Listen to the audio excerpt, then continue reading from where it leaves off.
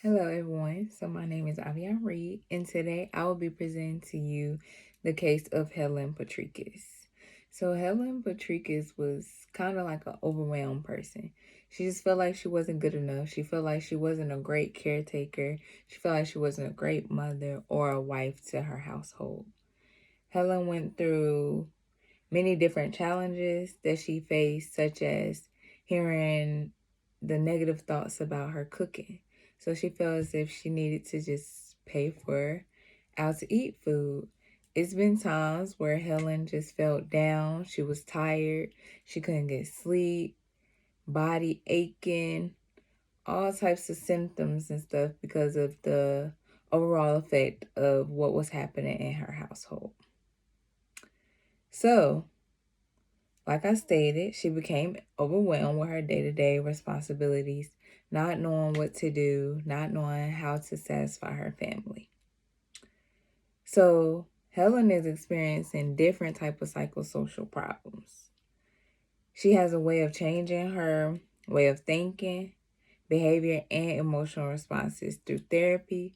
She can do support groups and other interventions that will support herself to strengthen herself. So the two assessment questions that I will ask Helen are, how often does your negative thoughts occur? Sometimes people may not reflect on negative thoughts or not realize how often it occurs. Another question, Helen, how do you view your feelings and behaviors toward the people in your household?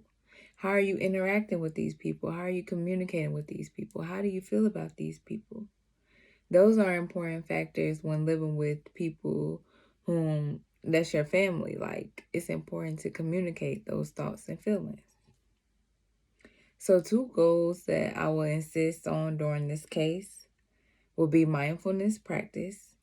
So, this will be to increase her way of thinking, but not only that, it'll also improve her mind, make her in a better state of mind, as I should say. And also a relaxation technique. So this will improve her self-identity and to relax the mind, becoming less overwhelmed or stressed out. The treatment plan that I would consider is to engage in therapy sessions to identify thoughts, feelings, and behaviors that are affecting her day-to-day lifestyle. The outcome to measure would include how effective the BPSI model was to the client. So did it help the client partialize efforts in the interest of changing? Did Helen actually want to change during the process?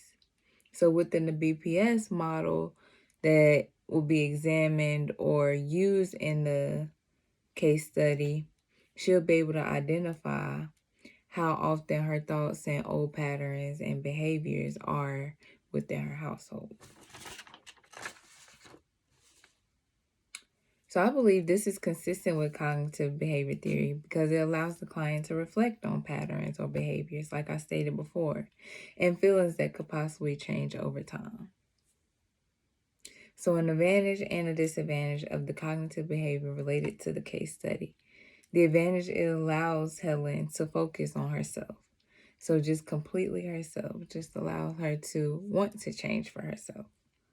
The disadvantage is how often does Helen really want to change?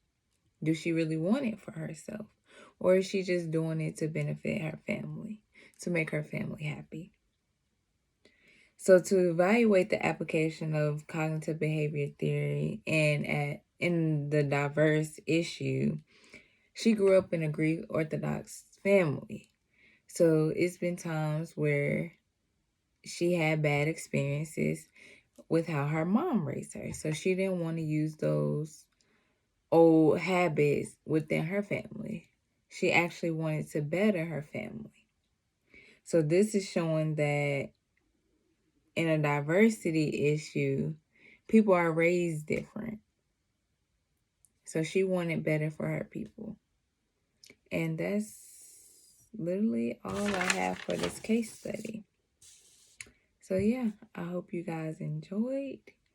And if you have any questions, please feel free to ask away. Thank you.